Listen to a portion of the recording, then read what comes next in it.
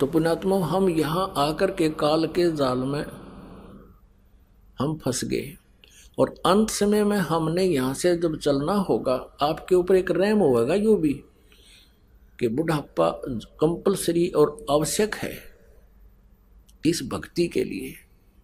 क्योंकि जब तक आप युवा हो, ये जो दास बोल रहा है ना, एक एक वचन ऐसे समझना जैसे अनमोल और सत्य। अब तक जब तक आप युवा हो, आपको पल की चैन नहीं है, भक्ति कर रहे हो, ये आपका सौभाग्य है, ये विशेष कृपा मालिक की आप पे है। लेकिन आपको इतनी कसक नहीं है, और जो कि तो आप ये काम अपनी क्रिया करते हुए, भक्ति करते हुए वृद्ध भी होगे, और वृद्ध होकर के फिर आपका शरीर भी शिथिल होगा, आपके शरीर में भी कोई छोटा मोटा ठूठा बनी रहेगी, कोई कष्ट आ गया, कभी जाड़ पड़वानी, कभी आँखें तो दिखना बंद हो जाए, नो डर रहेगा, भगवान का जानदा हो जाऊँ, ये मालिक क्या, तो दूना भगवान याद आओगा। और फिर आपको ये वचन जो आज दास बोल रहा है, ये उसमें सारे ऐसे हो जाएंगे जैसे रजिस्ट्री कराएं पाछा पक्का काम हो जाता है। आपको ऐसे दिखेंगे, कति सच्ची कहे थे उस दिन, तब सेट होगी आपको यह बात। और जो आज वृद्ध हो चुके हैं, भक्ति कर रहे हैं, उनके लिए तो ये आज प्रमाण हो जाएगा कि सचमुच ऐसा ही है, और वो और घनी भक्ति कराया करेंगे। तो इसलिए परमात्मा कहते हैं कि वृद्ध अवस्था आप में भी आवेगी, लेकिन उन भक्तिहीन प्राणियों वाली नहीं आवेगी। क्योंकि जो भक्तिहीन प्राणी हैं, ज्ञान नहीं मिला जिनको, वो सारा दिन उल्टे काम करे। एक भक्त कह रहा था कि हमारे गांव में एक जवान व्यक्ति, यानी 30-40 साल का था जब वो, हम तब से देख रहे थे उसको, गली में जा रहा होता और कहीं कुत्ता बैठा होता बेचारा अपनी गिंडली सी मार के, तो वो धीरे धीरे जाकर लाठी रखा करता, उसको ऐसे मारता कमर में, और वो कुत्ता फिर चिल्लाता चा चा, और वो हंसता हा हा हा। उसने तो वो कर्म फोड़ने थे, अपने फोड़ दिए। कहते फिर वो वृद्ध होया ना, जब न्यो रोया करता जैसे कुत्ते रोया करे, जैसे वो कुत्ते रोया करते ना जिनको लठ मारा करता बे, मतलब ऐसे रो रो का मेरा साल भर भुगत के, अन्नो बूंदी तरह रो, जैसे वास्तव में कुत्ता रो रहा हो।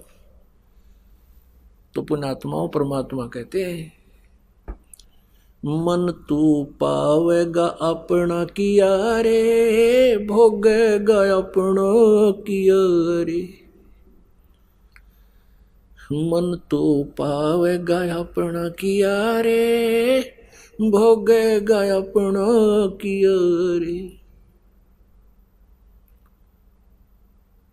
अब जो भक्ति करते हैं उनके विषय में बताते हैं, भाई मीराबाई को मारन लागे जहर का प्याला प्यारे, मीराबाई को मारन लागे जहर का प्याला प्यारे, पीवत ही अमृत हो लाग्या, हो गया सर्द ही और मन तू पावेगा अपना किया रे, भोगेगा अपना किया रे।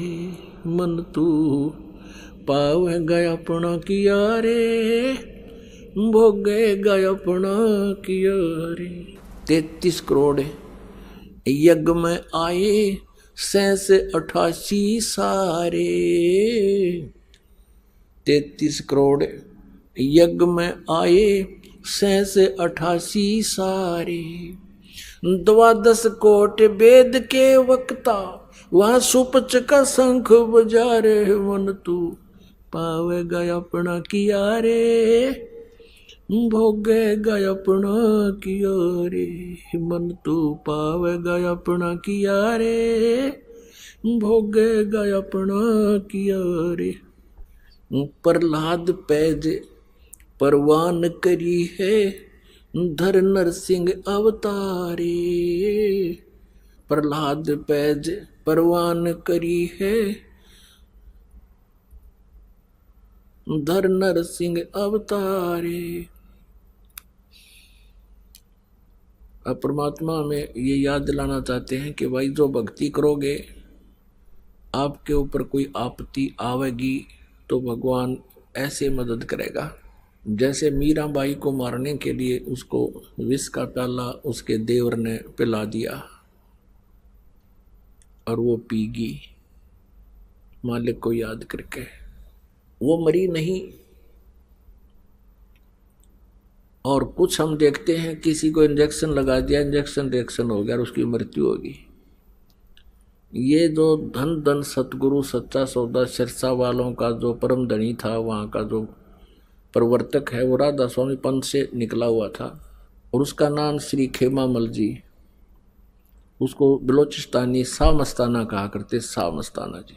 क्योंकि वो पिछले पुण्यकर्मी प्राणी थे, उन पिछले पुण्यों के कारण ही प्राणी कोई राजनेता बनता है, पिछले ही भक्ति शक्ति से ही कोई साधु संत बनता है, जो धार्मिक नेता बनता है। और वो दोनों ही अपने पुण्यों को नष्ट कर जाते हैं, अंत में उनकी दुर्गति होती है जब तक सत भक्ति उनको नहीं मिलती। जैसे कोई बैटरी चार्ज है इन्वर्टर की, और अब वर्तमान में चार्जर है नहीं, चार्ज पहले कर चुके हैं, अब वर्तमान में चार्जर भी नहीं लगा रखा है तो उससे पंखे भी चल रहे हैं, क्योंकि वो पहले की चार्जड है, उसमें पावर स्टोर्ड है, स्टोर कर रखी है। जब तक वो उसकी चार्जिंग ठीक रहेगी, वह शक्ति जितनी उसमें स्टोर है वह काम करेगी, तो वो ठीक चलती रहेगी। पंखे भी चल रहे हैं, कूलर भी चल रहा है और ट्यूब भी जग रही है, नो प्रॉब्लम। और फिर एकदम जब उसका अंत होगा, डिस्चार्ज हो जाएगी वह बैटरी, फिर देखना सारी ये प्रॉब्लम। तो जब तक इन पुण्य पिछले जन्म जन्मांतर में कभी साधना की हुई वो बैटरी चार्जड है, स्टोर है आपके पास वो भक्ति शक्ति, तब तक तो आप कुछ भी, कार भी हो जाएगी, कोठी भी होगी, बिजनेस भी होंगे, फैक्ट्रियां भी होंगी, राजा भी बन जाओगे, मंत्री मुख्यमंत्री प्रधानमंत्री भी बन जाओगे, नो प्रॉब्लम। लेकिन फिर होगी जबरदस्त प्रॉब्लम। कैसे होगी कि आपने चार्जर नहीं लगा रखा, वह बैटरी जब तक चार्ज है, पिछले पुण्य आपके साथ है, वो चलेगी और फिर एकदम डिस्चार्ज होगी। आए है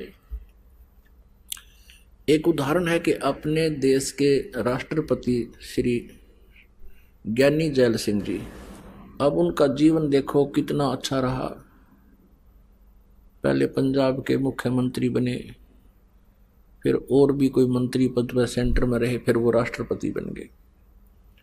अंत में फिर क्या हुआ कि उनका दुर्घटना होगी जब वो राष्ट्रपति पद पर नहीं थे, और दुर्घटना से उनको बॉडी में काफ़ी डैमेज हो गया, वो मरे गए उसी दुर्घटना में, साल 6 महीना भुगत गए, फिर रणी रस बात आई नहीं। और आगे क्या होगा वो भगवान का विधान बताता है। कबीर हरि की भक्ति बिना ये राजा रसब हो, माटी लदे कुम्हार के भाई घास ना डाले कोई हो। कि जो भक्ति नहीं करते वो राजा भी गधे की योनि में जाते हैं। फिर गधे के साथ कैसा सलूक होता है आपको पता ही है, ये तो घना एक्सप्लेन करने की जरूरत नहीं। कहते माटी लदे कुम्हार के, और चरने के लिए भी बाहर जाता है, उसको वहां चारा भी नहीं मिलता। फिर तो पुण्यात्माओं, यहाँ यही बताना चाहते हैं परमात्मा हमारे को कि तुम इन जो गाइडलाइन तुम्हें बताई जा रही है, इनको हृदय में जमा के और इनसे बाहर ना जाना, इनको भूल मत करना। फिर क्या बताते हैं कि जो भक्ति करते हैं कि उनको कैसे सुख होता है, जो भक्ति नहीं करते हैं उनकी क्या दुर्गति होती है। पुण्यात्मा, आप साधना कर रहे हो, वो बच्चा, वो व्यक्ति चाहे कितना गरीब है, मजदूर है, चाहे रिक्शा चला के अपना गुजारा कर रहा है, और लेकिन यह भक्ति सच कर रहा है, सच भक्ति कर रहा है, जो सच्ची इस दास के पास है, तो वो आज यहाँ पूरे पृथ्वी का भी कोई राज्य उसको प्राप्त हो जाए, किसी अन्य व्यक्ति को पृथ्वी का भी अगर पूरा शासन, पूरी पृथ्वी का वो चक्रवर्ती राजा भी हो तो उस रिक्शा चलाने वाले भगत का पासिंग भी कोनी। उसकी तुलना में वो जैसे नथिंग है, क्योंकि वो अपनी पिछली पूंजी को नाश कर रहा है, पिछले पुण्यों को, पिछले धन को बर्बाद कर रहा है, खो और खिंडा रहा है। जो रिक्शा चलाने वाला या मजदूर व्यक्ति या कोई भी है, चाहे सेठ हो, राजा भी भक्ति करता है तो वो भी अच्छा है।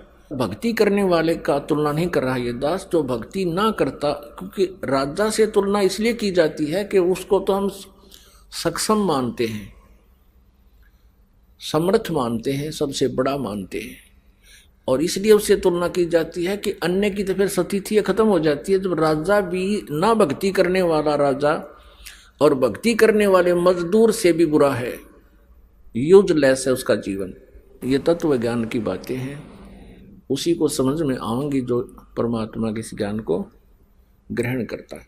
तो उसमें क्या होता है कि एक भक्त अपनी बैटरी चार्ज कर रहा है और वो डिस्चार्ज कर रहा है, उसका चार्जर है को नहीं, तो उसका अंत बुरा होगा और इसकी बैटरी चार्ज होगी, इसको सदा सुख रहेगा। तो इस कारण से जो साधनाएं करते हैं उनको कितना सुख होता है, और भक्ति करने वाले जो होते हैं, जैसे साधना तो सभी करते हैं, कोई किसी देव की, कोई किसी देव की, कोई किसी मजहब में किसी प्रकार की सभी पूजाएं कर रहे हैं, और वो साधना यदि शास्त्र अनुकूल नहीं है तो भी यूजलेस है। पुण्यात्माओं, आपने श्रीमद् भगवत गीता अध्याय नंबर 2 के श्लोक नंबर 37 और 38 में ये पढ़ा, ये लिखा है इसके अंदर कि गीता ज्ञान दाता ये काल कह रहा है अर्जुन को कि अर्जुन तू युद्ध कर ले और लाभ हानि जय पराजय को छोड़कर भूल के तू युद्ध कर, तुझे कोई पाप नहीं लगेंगे, तू पाप को प्राप्त नहीं होगा। और वो बता भी रहा कि ये भक्ति कर ले, मेरा सिमरण करो, ओम नाम का जाप है मेरा। 8वें अध्याय के 13वें श्लोक में कि ओम इति एक अक्षरम ब्रह्म विवहारण माम अनुस्मरण यह प्रयाति तजन देहम सयाति परमाम गतिम। गीता ज्ञानदाता ब्रह्म श्री कृष्ण जी में बोल रहा प्रवेश करके, वो कहता है कि मुझ ब्रह्म का ओनली एक अक्षर ओम है, नथिंग एल्स। पुण्यात्मा जो गीता जी को पढ़ते हैं, गीता जी का नित्य पाठ करते हैं और गीता जी को सर्वधार्य बताते हैं, और वो जाप जपते हरे राम हरे कृष्ण कृष्ण कृष्ण हरे हरे राधे श्याम, ये यूजलेस मंत्र है। शास्त्र विधि को त्याग के ये मनमाना आचरण है इनका, ये व्यर्थ है। और कोई तीर्थों पे जाते हैं, कोई व्रत रखते हैं, कोई अन्य साधना एकादशी का व्रत करते, जो गीता जी में वर्णन नहीं है जिन साधनाओं का, वो शास्त्र विधि त्याग का मनमाना आचरण है, वो यूजलेस है। गीता जी अध्याय नंबर 16 के श्लोक नंबर 23 में कहा कि शास्त्र विधि को त्याग कर जो मनमाना आचरण करते हैं उनको न तो सुख होता है, न गति होती है, और न ही उनको कोई सिद्धि प्राप्त होती है, यूजलेस। इसलिए कहा कि अर्जुन इससे तेरे लिए 24वें श्लोक में 16वें अध्याय गीता जी में, इससे तेरे लिए शास्त्र ही प्रमाण है। कर्तव्य और अकर्तव्य की व्यवस्था में शास्त्री प्रमाण है, और उनको जानकर तू भक्ति वैसे ही कर। किसी के लोक वेद दंत कथा के आधार से मत साधना करना, वो यूजलेस होगी। अब श्री कृष्ण के अंदर यू काल बोल रहा था, इस काल के निकल जाने के बाद श्री कृष्ण जी को पता नहीं गीता में बोला क्या था।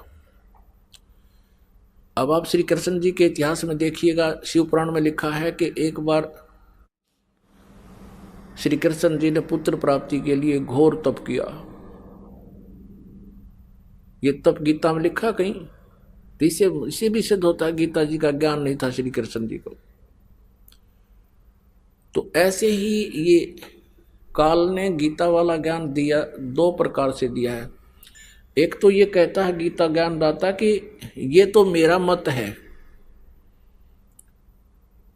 जो उसका मत है वो तो उसके सत्र का ज्ञान है, और जो अन्य ज्ञान गीता जी में है वो वेद ज्ञान है, और वेद दिया है किसने? पूर्ण परमात्मा परम अक्षर ने श्री पूर्ण परमात्मा ने दिया इस काल ज्योति निरंजन के अंतःकरण में, और उसके कंप्यूटर में फीड कर दिया। उससे जो उसने निकाला एज ए वेद, वो तो एज इट इज निकाल दिया वेद, तो उसमें उसने कोई मिलावट नहीं की।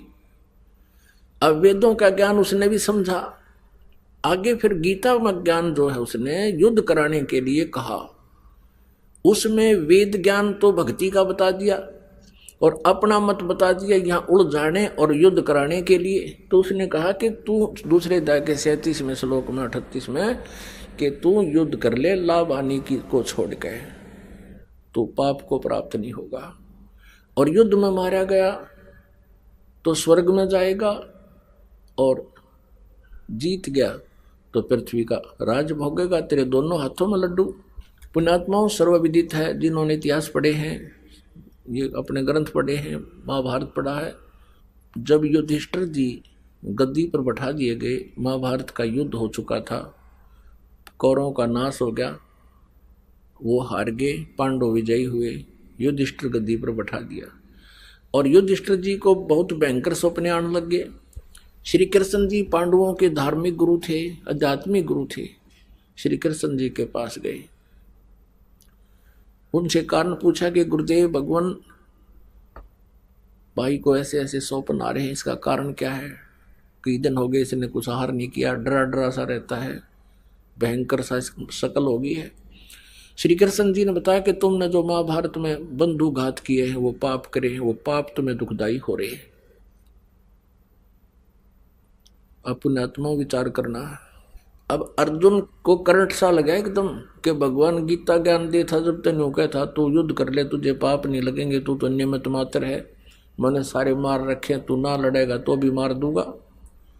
और आज कह रहा है कि तुझे वो पाप लग गए। लेकिन उस समय इसलिए नहीं बोला कि यदि मैंने वाद विवाद कर दिया तो भाई जो मेरा युधिष्ठिर है ये इलाज नहीं करा होगा, क्योंकि इलाज के लिए उसने बहुत खर्च बताया था कृष्ण जी ने। श्री कृष्ण जी ने कहा था कि इसका एक इलाज है, एक अश्वमेघ, एक यज्ञ करो बहुत बड़ा, पूरी पृथ्वी के जितने साधु संत भक्त और स्वर्ग के देवताओं को भी आमंत्रित करो, और तुम यज्ञ करो, भंडारा करो, और उस भंडारे में जब सभी खाना खा लेंगे, भोजन कर लेंगे, तो तुम्हारे पाप कम हो जाएंगे। और उसके यज्ञ सफल होगी, यज्ञ सफल होगी तो तुम्हारे पाप नष्ट हो जाएंगे। और यज्ञ सफल होने का प्रतीक क्या बनाया कि एक शंख रख दिया 5 मुख का, पंचमुखी शंख, पंचायन बोलते हैं, आनन माने मुख, 5 आयन माने मुख, पंचायन। वो अलग रखा जाए सुसज्जित स्टेज पर, एक स्थान पर अलग से एक मेज पर रख देंगे ऊंचे पर, और सब भोजन खा लेंगे। जो आवाज करेगा अपने आप वो शंख, तो समझ लेना तुम्हारी यज्ञ संपूर्ण होगी। यज्ञ संपूर्ण होगी, शंख बज गया तो तुम्हारे पाप नाश होंगे, नहीं तो नहीं। अब पूरी पृथ्वी के सभी साधु संत भक्त ऋषि महर्षि 12 करोड़ ब्राह्मण सारे बुला लिए। तो उसलिए अर्जुन नहीं बोल सका कि यदि मैं अब टोक दूंगा कि भगवान आप उस गीता के ज्ञान में तो कह रहे थे कि तुम्हें कोई पाप नहीं लगेंगे, आज कह रहे हो तुम्हें पाप लगे, तो वाद विवाद करना उचित ना जानकर कि भाई को ठेस पहुंच जाएगी, ये इलाज नहीं करवाएगा, कहेगा कि अर्जुन नहीं चाहता मैं स्वस्थ हो जाऊं, इसने आज पैसे दिखाई देते हैं, मैं दिखाई नहीं देता। इस करके अर्जुन ने सब्र का घूंट पी लिया, लेकिन वो कांटा खटक रहा था। सब आमंत्रित किए गए, यज्ञ का स्थान दिन समय निहित कर दिया श्री कृष्ण जी ने, और 33 करोड़ देवता, 88,000 ऋषि, 12 करोड़ ब्राह्मण, ओहो ये ऋषि में ऋषि, 12 करोड़ ब्राह्मण, 88,000 ऋषि और 33 करोड़ देवता, और ब्रह्मा विष्णु महेश, और यो काल निरंजन भी आ गया उनमें गुप्त रूप में, किसी अन्य वेश में, किसी में प्रवेश कर जाता है काल। तो वहां सब ने भोजन खा लिया, शंख नहीं बजा, सब ने भोजन खा लिया, शंख ने आवाज करी नहीं। तो युधिष्ठिर ने कहा भगवान नहीं बात बनी, अब बनेगी कैसी, हमारे पाप बहुत है, हमने जुल्म कर रखा है। वो आज तक याद है, लाशें बिछी हुई थी, 18 करोड़ आदमी मर गए, दोनों तरफ की सेना। कैसे शंख बजेगा, कैसे पाप कटेंगे। श्री कृष्ण जी ने कहा कि शंख बजाने वाला इन सब में आया नहीं है, वो है ही नहीं इनमें। तब युधिष्ठिर ने कहा कि भगवान, ये ऋषि महर्षि बैठे, वशिष्ठ मुनि जैसी तोब बैठी यहाँ पर, इतने पुण्यात्मा, क्योंकि वो उनको बहुत बड़ा महान मानते थे, और 12 करोड़ ऋषि वे ब्राह्मण बैठे, क्या इनसे भी शंख नहीं बजेगा? इनसे भी अन्य कोई और श्रेष्ठ आत्मा है, कोई अच्छी आत्मा? तो बताया गया कि ऐसे ऐसे एक सुदर्शन नाम के सुपच है, वाल्मीकि परिवार में उसका जन्म है, वाल्मीकि घर में, और वो सत साधना करते हैं, वो सतगुरु के शिष्य हैं। सतगुरु जो तत्वदर्शी संत होता है, अब उनको बुलाने गए। उस साइड में जो आमंत्रित करने की ड्यूटी ला रखी थी भीम की, और भीम गया था कहाँ? सुदर्शन जी के पास। और सुदर्शन जी कौन थे? परमेश्वर कबीर देव जी, वो पूर्ण ब्रह्म, अपनी लीला अनुसार प्रत्येक युग में आते हैं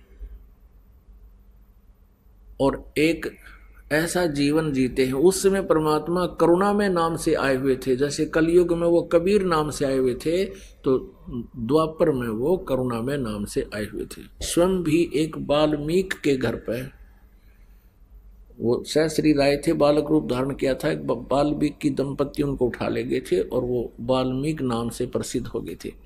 और उसी वाल्मीकि ग्रुप में एक समुदाय में एक और सुदर्शन नाम के व्यक्ति थे, वो परमात्मा कबीर जी के शिष्य हुए थे और उसके कारण वो भक्ति से युक्त थे। तो जब भीम गया सुदर्शन जी के पास के महात्मा जी, हे भक्त, आप हमारी यज्ञ में आइएगा, मैं युधिष्ठिर राजा का भाई हूँ, भीमसेन मेरा नाम है, इस दिन हम यज्ञ कर रहे हैं, धार्मिक भंडारा है, आप अवश्य आइएगा। सुदर्शन जी ने कहा कि भीम, तुम्हारे अन्न को जो खाएगा वो सीधा नरक में जाएगा, तुम तो महा अपराधी, तुमने तो जुल्म कर दिया रे। ऐसे उन विधवाओं की जो सेना में सैनिक मरे हैं, उनके तो आंसू नहीं सूखे हैं, उनके बच्चे रो रहे हैं, अपनी माँ से पूछ रहे हैं हमारा पापा कब आओगा, हमारा पिताजी कब आएंगे। वो बेकार हैं बेटा, वो फौज में गए हैं, अभी आएंगे। और तुम आनंद भोग रहे हो, तुम सुखी भी रहोगे, तुम सुख की इंतजार करते हो, तुम्हें तो नरक में वास होगा, तुम्हारा नरक में। अब राजा को ये बात कोई कह दे, सहन नहीं होती। अब भीम कहने लगा कि भाई भगत, बात सुन ले, घना मत बोले, फालतू बात करने की आवश्यकता नहीं है, ना तेरा दो मारूंगा। ये तो मेरे भाइयों से और कृष्ण जी से मुझे उनकी जो है ना लज्जा है, नहीं तो तेरी अभी मैं मुंह को तोड़ देता। आना है तो आइए, ना मत आइए, ज्यादा मत बोल। सच्चाई सुन नहीं सकते जिसके पास थोड़ी सी भी प्रभुता होती है। अब उस युधिष्ठिर ने पूछा कि भगवान कौन है फिर ऐसा जो शंख बजावेगा?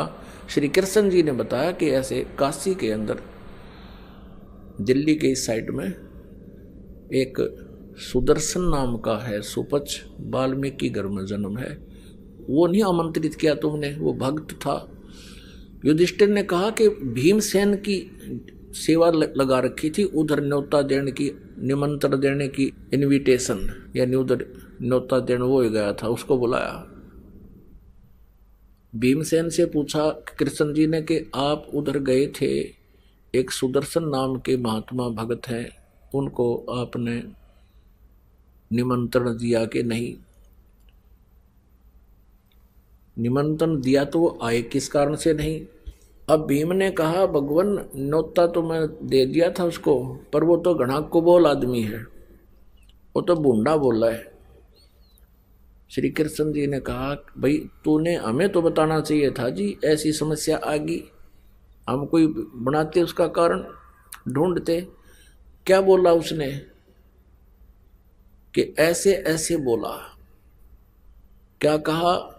श्री कृष्ण जी ने कहा तू सारी बता के क्या उसने। भीम ने कहा कि वो कहने लगा कि तुम नरक में जाओगे और तुम्हारे अन्न को जो खा लेगा वो सीधा नरक जाएगा, तुमने ऐसा पाप कर रहा है, तुम अपराधी हो, तुम महापापी हो।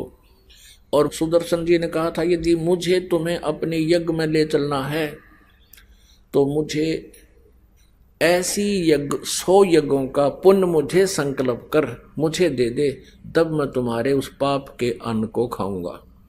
और मैंने उससे ये कहा कि हम तो ये दूसरी ही यज्ञ कर रहे हैं, एक यज्ञ तो करी थी भाई जो गद्दी पर बैठे और दूसरी अब करने जा रहे हैं।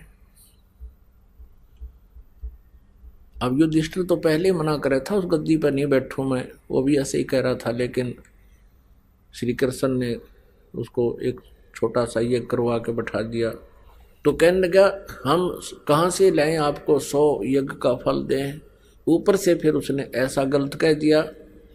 श्री कृष्ण जी को पता था ये भी पहलवान माइंड आदमी है, पता नहीं इसने क्या होगा भगत को।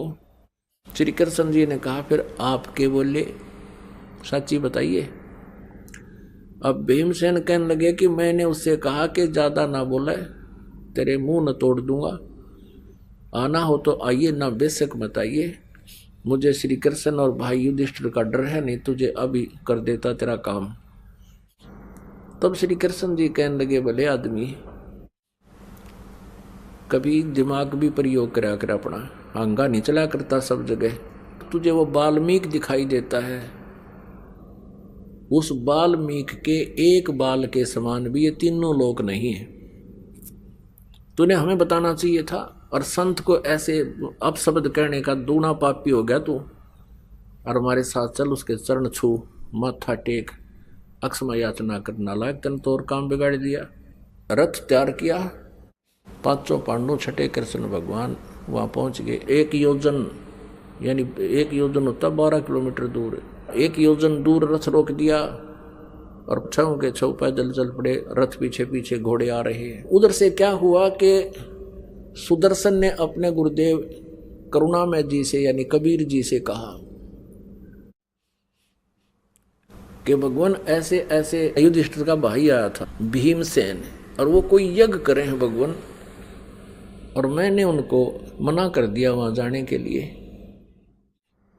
तो भगवान कबीर जी यानी करुणामय जी कहने लगे सुपच और सुदर्शन, उनका यज्ञ पूरा ना हो शंख नहीं बाजे बेटा, वो तो तेरे तो बात बनेगी वह, वो फिर आवेंगे और यही नाक रगड़ेंगे तेरे पास आके। अब सुदर्शन ने सोचा ये फिर सिर में दर्द करेंगे हैं, और वो इतने पाप का भोजन उन्होंने बना रखा, मैंने खा लिया तो मेरा तो काम बिगड़ जाएगा। उसने क्या किया कि तू निकल जाए यहाँ से। वो अपना कुटिया छोड़ गए, घर छोड़ गए, और लंबा टूर प्रोग्राम बना लिया 15-20 दिन का, बाहर निकल गया। अब परमात्मा कहते हैं अपने भगत की इज्जत परमात्मा रखता है, कहते हैं मेरा भगत पे छोड़ी हुई तो तुम्हारा नाम न लेवे कोई। अब अपने भगत का रूप बना के पूर्ण परमात्मा परम अक्षर ब्रह्म बैठ गए उस सुपच की सुदर्शन की कुटिया में जाके। 5 पांडव आए, श्री कृष्ण जी ने देखा सामने बैठे हुए, क्योंकि जो थोड़े से भक्ति बढ़ जाती है उनकी दिव्य दृष्टि काम करने लग जाती है। और श्री कृष्ण जी को सामने देखे परम पिता बैठे, चरणों में दंडोत प्रणाम किया। बस की बात नहीं, एकदम आत्मा झुकेगी। जब श्री कृष्ण जी ने प्रणाम किया तो 5 पांडव ने किया। अब वो कौन से खेत की मूड़ी जो श्री कृष्ण प्रणाम करने लग रहे हैं गुरु जी, और उस पहलवान ने भी करना पड़ गया, भीम ने। अब परमात्मा न्यू चाहते थे यू बालक करते गया गलती, उस दिन गलत बोल गया भगत को, पर भी वो माफी मांग लेगा, क्षमा कर देंगे, दयालु बहुत हैं, क्योंकि ये सारे बच्चे उसी के तो हैं। इसलिए मालिक ने खेल खेला, वो 5 ने दंडोत प्रणाम किया। खड़ा होके श्री कृष्ण जी ने करबद्ध होके कहा भगवान ये राजा युधिष्ठिर है, ये इसके छोटे भाई हैं, और मैं कृष्ण हूँ, द्वारका से आया हूँ, आपको निमंत्रण देने आए हैं, ये इनकी यज्ञ में चलिए भगवान।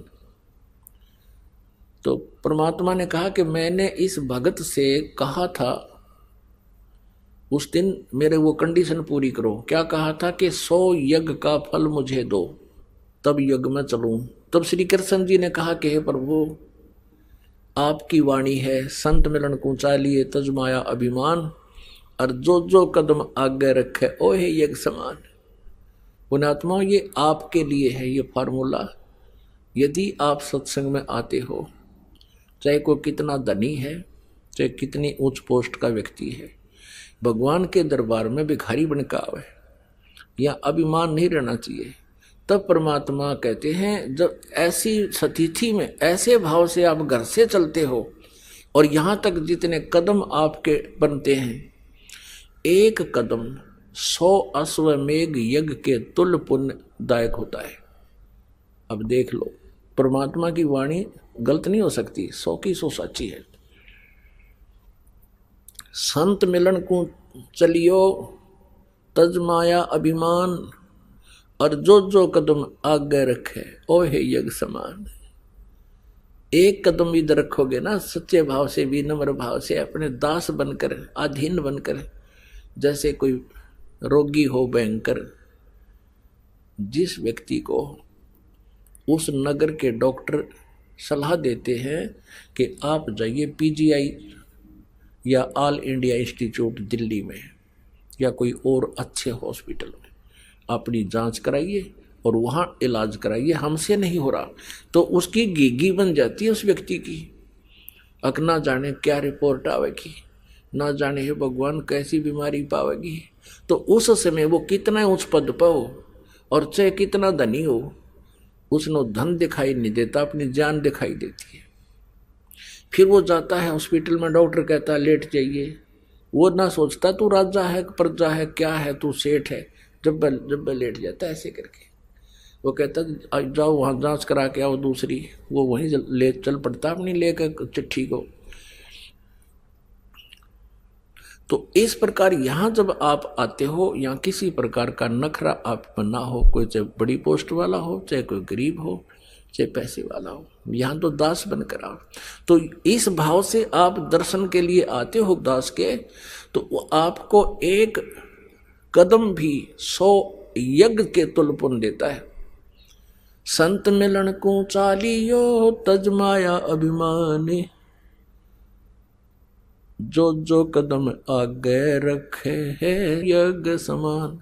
एक कदम एक यज्ञ के तुल्य है। और एक यज्ञ में कितना खर्चा, जिसमें 33 करोड़ देवता, 88,000 ऋषि, 12 करोड़ ब्राह्मण, 56 करोड़ यादव, 9 नाथ, 84 सिद्ध, और बाकी जितने अनाथ जीव तक पता नहीं कितने भोजन खा रहे थे। वैसे एक यज्ञ का एक मोटा फॉर्मूला बताते हैं पुराणों में कि एक यज्ञ जो होती है उसमें 100 मन घी लगाया जाता है। ये देसी अंग्रेजी तो ई बताना पड़ा है, पहले तो अंग्रेजी था ही नहीं, यो डालडा वगैरह वनस्पति। तो 100 मन घी गाय भैंस का प्रयोग हो, 100 मन, एक मन में 40 किलो। तो पुण्यात्माओं 40 क्विंटल हो गया लगभग घी, 40 क्विंटल। तो ऐसे उसमें से हवन भी होए, उसी में फिर ये खाना भंडारा भी होए। तो 100 मन घी में से मान ले 2 मन, 1 मन निकाल लिया हवन का, तो फिर 99 मन रह गए। 99 मन घी जहाँ लगेगा तो अन्य सामग्री कितने की लगेगी हिसाब लगा लो। तो इतना खर्चा उस यज्ञ में होता है, और वो यज्ञ का फल आपको इस भाव से यहाँ आने वाले को कहते हैं संत मिलन को चालिए तजमाया अभिमान, और जो जो कदम आगे रखे ओहे यज्ञ समान। श्री कृष्ण जी ने कहा कि आपकी वाणी है, क्योंकि चारों युगों में परमात्मा ने कहा है, चारों युग में संत पुकारे को कहा हम हेल रे, हीरे माणिक मोती बरसे ये जग जुगता ढेल रे। परमात्मा कहते हैं चारों युगों में हमने आवाज लगाई सच्चे ज्ञान की, चारों युगों में परमात्मा ने अपनी वाणी बोली हुई है। श्री कृष्ण जी ने कहा कि प्रभु आपका आदेश है, आपका वचन है, आपकी अमृतवाणी में लिखा है कि संत मिलन को चालिए तजमाया अभिमान। हम ये 500 पांडव भी राजा है, और मैं द्वारकाधीश हूँ। आप अंतर्यामी हैं, देख लीजिए हमारे हृदय में किसी में जरा सी भी आज, क्योंकि श्री कृष्ण जी तो वैसे सतोगुण थे, वो तो साधु संतों की वैसे ही बहुत आदर सत्कार करते थे। थोड़ी सी करड़ थी तो पांडवों में थी, वो नए नए राजा बने थे भीमसेन, तो उस दिन उनकी भी फड़क निकल गई कि इस बिना तुम्हारा यज्ञ पूर्ण नहीं हो, यज्ञ पूर्ण नहीं होगा तो आज युधिष्ठिर में तकलीफ है, क्योंकि वो प्रेत बढ़ रहे थे उसमें।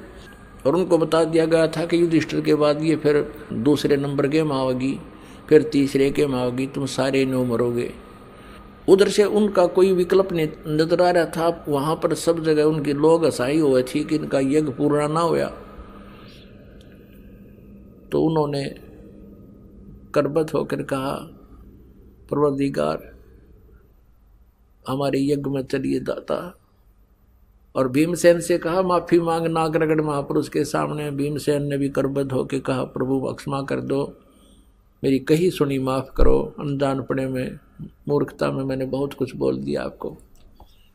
तब परमात्मा प्रसन्न हो गए, साधु भूखा भाव का धन का भूखा ना। और उनको इस योग्य बनाना चाहते थे कि अपनी कृपा बना सके इनके ऊपर। जब तक अहंकार जीव में है भगवान लाभ नहीं देता, उनके अहंकार का नाश करके तब उनको लाभ देने चले थे। जब भगवान गए, श्री कृष्ण जी ने कहा द्रौपदी बढ़िया भोजन बना दे, इस महात्मा के भोजन खाने से आज तुम्हारा शंख बजेगा, यज्ञ पूर्ण होगी। अब परमात्मा किस वेशभूषा में थे, जैसे अभी ये अपने भारतवर्ष में तभी हो गए सुथरे कपड़े पहनने लगे, नहीं तो पहले मैले कुचेले से कपड़े और दाढ़ी बड़ी हुई, सिर के बाल बड़े बड़े, थोड़ी थोड़ी दाढ़ी सभी रखते थे, छोटी सी लंगोटी धोती गोड्या तक की, टूटे से जूते, कति सिंपल वेशभूषा में। और आकर बैठ गए। और वहां बैठे हुआ मंडलेश्वर वो ऋषि पा करे ब्राह्मण जो कति नहाए धोए, तीन तीन त्रिकाली स्नान करनी है, और आसन लगा रखे सबके नारे नारे। और परमात्मा का आसन श्री कृष्ण जी ने अपने हाथ बिछाया, क्योंकि ये तो सतोगुण भगवान है। अपने मित्र सुदामा के पैर धोए इन्होंने और उनको अपने सिंहासन पर बैठा दिया, आप नीचे बैठ के। ये तो इस टाइप के महापुरुष है। और वह नकली बैठे आसन पांडी पाके नो सारे ऋषि मैं ऋषि 33 करोड़ देवता 88,000 ऋषि 12 करोड़ ब्राह्मण। और ये परमात्मा गए एक सिंपल सी वेशभूषा में। अब जब परमेश्वर वहां प्रकट हुए, उस पहुंचे उस पूरे टोल में, झुंड में, सब देख रहे हैं और कह रहे हैं ये करेगा इनका यज्ञ पूर्ण। वो मंडलेश्वर कह रहे हैं अरे इनके पाप ही ज्यादा हैं, पाप तो अपने भोगने ही पड़ते हैं, क्षमा थोड़े ही होते हैं।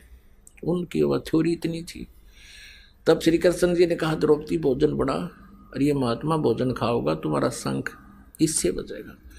अब द्रौपदी ने ये सोचकर अपने हाथों भोजन बनाया, कहीं कोई नौकर नौकरानी भोजन खराब बना दे, साधु संत नाराज हो जाए, इससे ही हमारा काम बनना है, बाकी तो ये बिगड़ा पड़ा ही है। अपने हाथों रोटी बनाई, और चूल्हे पर बनाते थे पहले तो रोटी, ये गैस सिलेंडर नहीं थे। हर तरह के, जैसे खीर न्यारी बनाई, हलवा अलग से, कई प्रकार की सब्जी बनाई, काजू किशमिश की भी सब्जी बनाई, और बड़े अच्छे पकौड़ी कचौड़ी दही बड़े हलवा पूरी सब बना के और थाली में रख के और महात्मा के सामने रखती। अब परमात्मा तो वो तो मालिक थे, उन्होंने क्या किया, उन कटोरियों में से थोड़ा थोड़ा सभी आहार निकाल लिया, सभी उसमें भोजन निकाल लिया, थोड़ी सी दाल डाल ली, सब्जी डाल ली थाली में, हलवा डाल लिया, कचौरी दही पकौड़ी, और फिर उसका लगे खिचड़ी बनाने, ऐसे मिलाने लगे। अब द्रौपदी ने नो सोचा था कि मैं भोजन इतना स्वादिष्ट बनाऊंगी कि ये घास फूस खाने वाला व्यक्ति और आज इस भोजन ने खाकर उंगली चाटता रह जाएगा और मेरी 100 जगह प्रशंसा करेगा कि भोजन बनाया द्रौपदी ने। और विशेषकर ये बहन जो होती है, इनका विशेष दृष्टिकोण रहता है, कोई अतिथि आ जाता है तो ये बहुत ही अच्छे ढंग से सुंदर अच्छा भोजन बनाने की प्रयत्न करते हैं कि कहीं ये खाने वाला मेरे भोजन को किसी के सामने जाकर न्यू ना कह दे कि उसने ऐसी सब्जी बनाई, कुछ भी बनाना नहीं आता। यानी इस दृष्टिकोण से भी द्रौपदी ने अपनी पूरा सूझबूझ से बड़े बढ़िया भोजन बनाया था। अब द्रौपदी की आशा के विपरीत काम हो गया। द्रौपदी तो न्यू सोच रही थी, न्यू कहेगा भाई ओहो हो बड़ा बढ़िया भोजन भाई, वाह वाह, किसने बनाया न्यू पूछेगा। और जब उस परमात्मा ने वो सारा इकट्ठा कर लिया तो द्रौपदी के मन में बहुत ही कुविचार आ गए महापुरुष के प्रति, भगवान के प्रति। उसने क्या सोच लिया मन में कि यू रहा शूद्र का शूद्र है, इसने खान का भी ना बेरा, मैंने 1 घंटा आँख फुड़वाई धूमे में है, लकड़ी आग बाल के, और इसने सारा ये काम बिगाड़ दिया, इन्हें खाना भी ना आता, काय का शंख बजाएगा ये, मन मन में सोच रही है, नाराज हो रही। अब परमात्मा ने क्या किया कि वो मिला लिया था सारा, उसमें से 1 ग्रास खाया और वो दूर रखा हुआ शंख अपने आप आवाज की, उसने 1 बार बज के बंद हो गया। फिर परमात्मा ने दूसरा ग्रास खाया, फिर आवाज करी, फिर बंद हो गया। तीसरा खाया, 5 बार में जितना भी भोजन उसने डाला था अपनी थाली में, वो 5 बार में खा लिया। और 5 ही बार वो शंख बोला, फिर बंद हो गया। अब युधिष्ठिर कहने लगा भगवान बड़ी दया हुई आपकी, शंख बज गया। श्री कृष्ण जी ने कहा नहीं भाई, शंख बज अवश्य का, लेकिन इस तो बात ना बने, ये तो बज कर रुकना नहीं चाहिए, कई घंटे नहीं, अखंड बाजना चाहिए था, तो तब सफल होगी तुम्हारी यज्ञ। तब युधिष्ठिर ने कहा भगवान अब किसको बुलाओगे। तब श्री कृष्ण जी ने कहा कि युधिष्ठिर इस महात्मा के समान इस पृथ्वी पर कोई महापुरुष नहीं है, और ये वाल्मीकि नहीं है। वाल्मीकि का अर्थ तुम जिस दृष्टिकोण से सोचते हो ना वो नहीं, इसके 1 बाल के समान भी ये 3 लोग नहीं है। श्री कृष्ण जी कह रहे हैं कि युधिष्ठिर, वो कहते हैं ना सतगुरु के दरबार में कमी का है कि ना अनसा मोद नहीं पावता, तेरी चूक चाकरी में, अपनी कोई चाकरी में चूक है। द्रौपदी से पूछा बहन सच्ची बताना, क्योंकि श्री कृष्ण भी देख रहे थे और द्रौपदी को भी देख रहे थे, कभी नाक सकोड़े थी, कभी ऊपर ने तोड़ी पड़े थी माथे पे। कहने लगा बहन सच्ची बताना, महात्मा जी ने जो भोजन खाया तेरे मन में क्या प्रदूषण हो गया था। आज इस महात्मा से शंख बजाएगा द्रौपदी, इस पृथ्वी पर और को नहीं, आज तुम्हारा तो तन तक काम बिगाड़ दिया।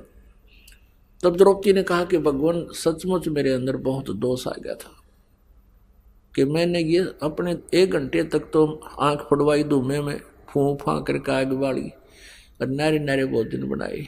जब इस महात्मा ने इकट्ठे कर लिए ना, मेरे मन में आ गया कि रहा यो शूद्र का शूद्र, इसने खाना भी ना आता, छेड़ फेड़ दे, ये क्या का शंख बजाओगा। मेरे मन में दोष आ गया। श्री कृष्ण जी कहने लगे बहन ये महात्मा है और आपने भोजन बना दिया, तूने जिस श्रद्धा से बना, तेरा तो अकाउंट न्यो का न्यो है, लेकिन ईब खो लिया तेने मन में दोष बना के। आपने धनी का आगे धर दिया, क्यों करे खाओ यो, और तूने मोल ले लिया कि महात्मा को 2 टूक खुआ के, इसके ये जो भोजन खाकर तुझे जो फल मिलेगा वो तो गिनती नहीं कर सकती। तूने ये एक हलवा पूरी बना के मोल ले लिया महात्मा को, नालायक, तेरे ऊपर रहम करा इसने, यहाँ आ गया तेरा भोजन खा लिया, शुक्र बना, और तन अभिमान कर लिया बेटी, बेबे तन अभिमान कर लिया, आखा अभिमान हो गया। तो तेरे मन का यो अभिमान तेरे में मरोड़ है ना, तेरी मरोड़ सीधी कर रही हो, इसलिए नहीं बजाया इसने शंख। तो अब क्या करूं भगवान कि इसके चरण धो के पी, धूल धूल भरे चरण न्यो के नो धर के प्रात में, और लोटा पानी का लाई अपने हाथों धोया, डाल के उल्टी ही लोटे में, और पीन लगी द्रौपदी। आधा पी लिया। जब श्री कृष्ण जी ने कहा कि बहन आधा मुझे भी दे दे, ऐसे महापुरुष का चरणामृत कब कब मिला है। आधा श्री कृष्ण ने पिया, आधा द्रौपदी ने।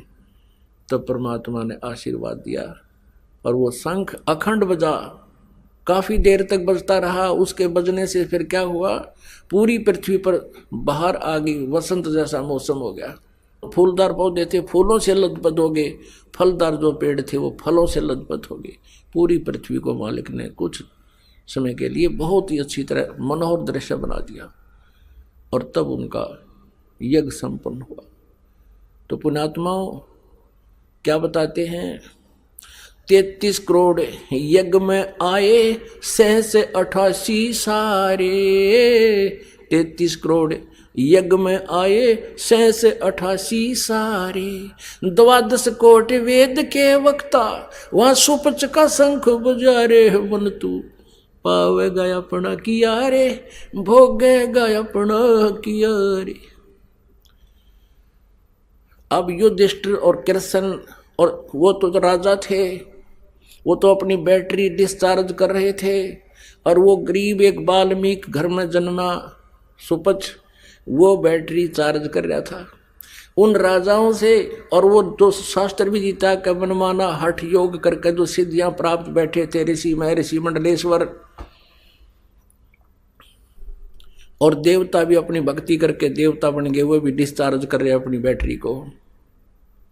और एक गरीब व्यक्ति एक झोपड़ी में रहने वाला अपनी बैटरी चार्ज कर रहा था, वो उन राजाओं से भी समर्थ था। तो यहाँ परमात्मा की वो वाणी स्पष्ट हो जाती है कि परमात्मा के भक्त के सामने पूरी पृथ्वी का राजा भी उसके सामने कुछ नहीं है। तो यहाँ क्या बताते हैं कि 12 करोड़ वो वेद के वक्ता ब्राह्मण बैठे थे, वेद के कोई चतुर्वेदी, कोई त्रिवेदी, कोई दिव्यवेदी, घोटे बैठे वेदों ने, उनके पास सत भक्ति नहीं थी।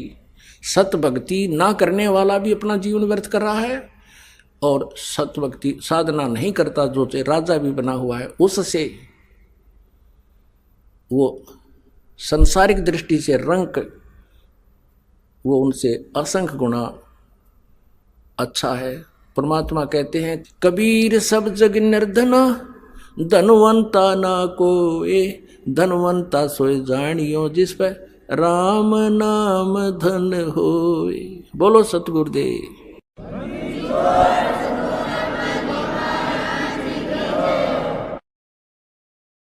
परमपिता परमात्मा पूर्ण ब्रह्म सर्व ब्रह्मांडों के रचनहार कबीर साहेब हैं, कबीर देव जी हैं। वो हम सभी आत्माओं के जनक हैं, वही हमारे पिता हैं। इसी परमेश्वर में वो सभी गुण हैं। त्वमेव माता च पिता त्वमेव, त्वमेव बंधु च सखा त्वमेव, त्वमेव विद्या च द्रविण त्वमेव, त्वमेव सर्व मम देव देव। ये सर्व देव देव यही परमात्मा है जो सभी भगवानों का भगवान है, सबका मालिक है। अब प्रथम बार कोई श्रद्धालु ये वचन सुनता है कि कबीर देव, कबीर साहब पूर्ण परमात्मा है, परम अक्षर ब्रह्म है, सभी ब्रह्मांडों के रचयिता हैं, तो ये बात, ये वचन कुनीन की तरह जीभा पर रखे नहीं जाते।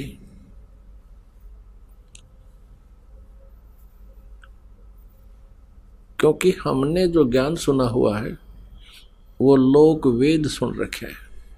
आइए अब हम उन श्रद्धालुओं के अनुभव जानते हैं जो जगत गुरु तत्वदर्शी संत रामपाल जी महाराज जी से दीक्षा प्राप्त कर चुके हैं तथा उनके द्वारा बताए गए भक्ति मार्ग पर चल रहे हैं। नमस्कार सर। सत साहिब जी। सर क्या नाम है आपका? परमहंस दास। सर कहाँ से हैं आप? सर कैमूर बिहार से। सर संत रामपाल जी महाराज से नाम दीक्षा आपने कब ली? संत रामपाल जी महाराज से नाम दीक्षा मैंने 25 अक्टूबर 2012 को सतलोक आश्रम बरवाला से लिया। संत रामपाल जी महाराज से नाम दीक्षा लेने से पहले आप क्या भक्ति साधनाएं करते थे? सर रामपाल जी महाराज के शरण में जाने से पहले तो मैं एकदम नास्तिक प्रवृत्ति का था, किसी देवी देवता को मानता नहीं था। किसी भी साधु संत को देख के मैं पहले से दूरी बनाता था और उनसे कई तरीके का प्रश्न करता था। मैं खोजता फिरता था पहले तो कि कोई मिल जाए जो मेरे प्रश्नों का उत्तर दे। तो मैं फिर उनसे प्रश्न करता था कि जब यही भगवान हैं और भगवान स्वयं सब कुछ करता धरता है, तो यहाँ हम देखते हैं कि चारों तरफ हाहाकार मचा हुआ है। कहीं लोग बाढ़ में मर रहे हैं, कहीं सुखाड़ में मर रहे हैं, कहीं भयंकर महामारी आ जाती है, कहीं कोई बम ब्लास्ट हो जाता है और किसी का बेटा मर जाता है, किसी को बेटी मर जाती है, किसी का परिवार मर जाता है, किसी के बच्चे अनाथ हो जाते हैं। तो भगवान जब परम दयालु है, परम कृपालु है, किसी का देखने में शरीर स्वस्थ लगता है, बाहर बाहर से अंदर जांच होता है तो उसको कैंसर पाता है, शुगर पाता है, ब्लड प्रेशर पाता है, HIV पाता है, तमाम तरीके के बीमारियों से ग्रस्त। आखिर वो परमात्मा दयालु है तो अपने बच्चों को इतना कष्ट क्यों देता है? यहाँ तो पूरी आग लगी हुई है दुनिया में। हम जितना अनुभव था उससे हम प्रश्न करते थे कि यहाँ तो हमने किसी को सुखी नहीं देखा अब तक। हमने अपने जीवन के अनुभव में खाकपति से खरबपति तक से जो हमारा परिचय हुआ, मेल जोल हुआ, तो हम सबसे जब अंदरूनी चर्चा करते रहे, खरबपति को हम सोचते थे कि बहुत सुखी होगा, इसके पास तमाम तरीके का बिजनेस व्यवसाय है, रुपया पैसा है, ये बहुत सुखी होगा। लेकिन उसके भी जब अंदरूनी बातचीत होती थी तो पता चलता था कि इसी के घर में कोई नशा करता है, नशा से परेशान है, तो किसी को असाध्य बीमारी लगी है, उससे परेशानी है। तो हम कहते थे कि आखिर भगवान है कोई? सर जी, हमारे जो प्रश्न होते थे उनका उत्तर किसी साधु संत, किसी महात्मा, किसी महंत के पास नहीं थे। सर, आपने बताया कि आप नास्तिक प्रवृत्ति के व्यक्ति थे, तो फिर संत रामपाल जी महाराज की शरण में आप कैसे आए? सर, ये बहुत विचित्र कहानी है। हमको घर में बहुत सारा परेशानी हो गया था। हमारी माता जी जो थी वो विहंगम योग सदाफल देव से जुड़ी हुई थी। वो लोग भी आते थे, तो वो लोग भी हमारे प्रश्नों का उत्तर उचित नहीं दे पाए, और इतना ज़रूर बताए कि ये सदाफल देव जी की भक्ति करने से और ये गायत्री मंत्र का जाप करने से और नाक पर ध्यान लगाने से सारा जो परेशानी है, भूत प्रेत का बाधा है, वो ठीक हो जाएगा। फिर भी मेरी माँ, मैं देखता था कि वो तमाम तरीके के ओझामती तांत्रिकों के चक्कर में पड़ी रहती थी। ये भूत परेशान कर रहा है, वो प्रेत परेशान कर रहा है। तो इसके बाद माँ को सदाफल देव का भक्ति करते करते कैंसर का रोग हो गया।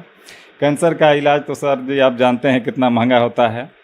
अब उनका जांच कराते कराते बनारस BHU से लेके पटना कैंसर संस्थान, महावीर कैंसर संस्थान तक हम एकदम माली खस्ता हाल हो गए। परेशानी जब बढ़ने लगी तो थोड़ा ये होने लगा कि भाई आखिर हम परेशान क्यों हो रहे हैं। तो हमको एक आदमी बताया कि आप चर्च के प्रार्थना में चलिए, आपको वहाँ से राहत मिल जाएगी। मैं चर्च के प्रार्थना में जाने लगा तो मैं बाइबिल को भी पढ़ने लगा। बाइबिल को मैं पढ़ता था तो उसमें लिखा कुछ और था, और वहाँ के उनके जो मानने वाले अनुयायी जो लोग थे वो कुछ और कर रहे थे। बाइबिल में लिखा हुआ था, ईसा मसीह बता रहे हैं कि चोरी नहीं करना, ठगी नहीं करना, अपने पड़ोसी से झगड़ा नहीं करना, झूठी गवाही नहीं देना, चोरी नहीं करना, और बता रहे हैं कि हत्या नहीं करना, व्यभिचार नहीं करना। और हम देखते थे कि वो लोग 3 दिन 5 दिन का उपवास रखते थे, और उपवास प्रार्थना के बाद जब उपवास टूटता था तो बकरा मार देते थे, मुर्गा मार देते थे। ये सब हमको हजम नहीं होता था। हम अरे यहाँ भी सब नकली चल रहा है। तो इसी बीच मालिक का सत्संग देखने लगा, तत्वदर्शी संत रामपाल जी महाराज का सत्संग सुनने लगा। जब हमको चारों तरफ से संतुष्टि हो गया तो हम और वहाँ नाम दीक्षा लिए। संत रामपाल जी महाराज से नाम दीक्षा लेने के बाद क्या आपको कोई लाभ भी मिले? लाभ तो इतने मिले कि मैं कहते कहते थक जाऊँगा और आप सुनते सुनते थक जाएंगे। कहते हैं कि हमारे घर में जो वास्तव में प्रेत बाधा था हमको तब पता चला जब हम रामपाल जी महाराज से नाम दीक्षा लेके घर गए। तो हमारे पूरे परिवार को वो जो आत्मा वहाँ रहती थी हमारे घर में, बुरी आत्मा, वो सबको दिखाई पड़ने लगी साक्षात, और सबसे बोलती थी, रोती थी कि अब मैं इसी घर में रहता था, मैं अब कहाँ जाऊँ।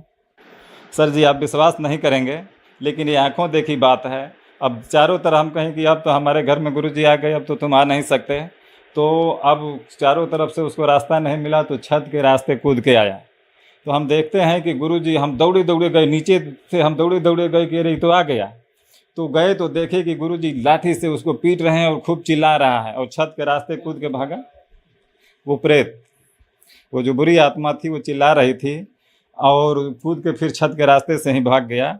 और उसके बाद जो हमारे घर में बीमारी परेशानी, वो सारी चीज़ें जो हुआ करती थी वो सब ठीक हो गई। बीमारी, हमारे गला में बहुत दर्द रहता था और यहाँ पेट में दर्द रहता था। इसके बाद हमारे 2 बच्चे हैं, बेटा हैं, 2 एक बेटी है। तो दोनों बेटों को बारी बारी से पेट में दर्द होने लगा, पथरी हो गया।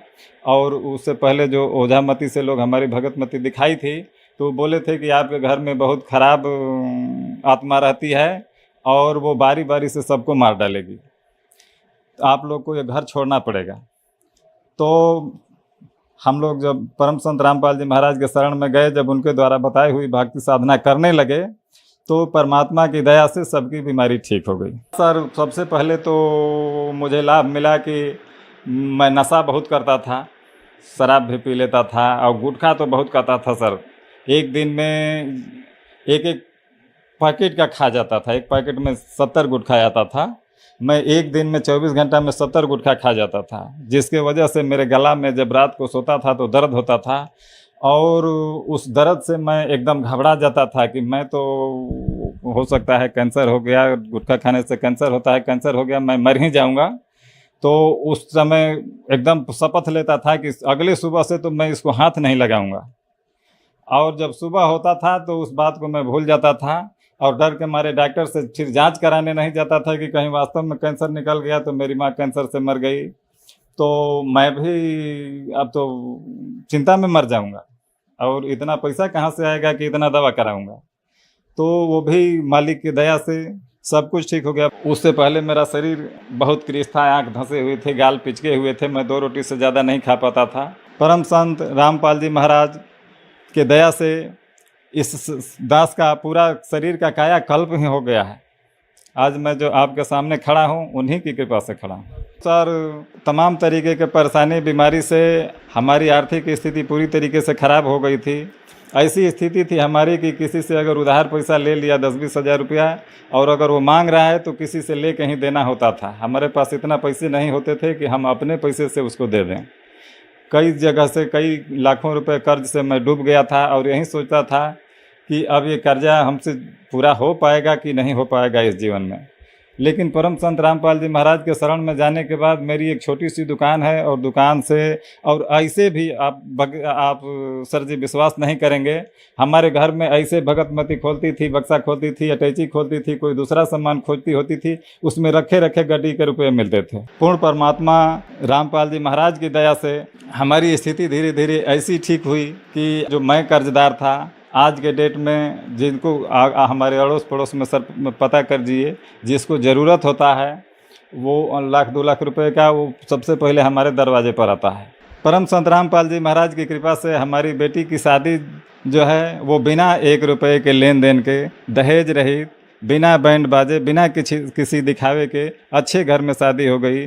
लड़का इंजीनियरिंग किया हुआ है, खेत प्रॉपर्टी भी बढ़िया है, बिजनेस भी उनका बढ़िया है और परिवार भी बहुत बढ़िया भगत परिवार मिला है।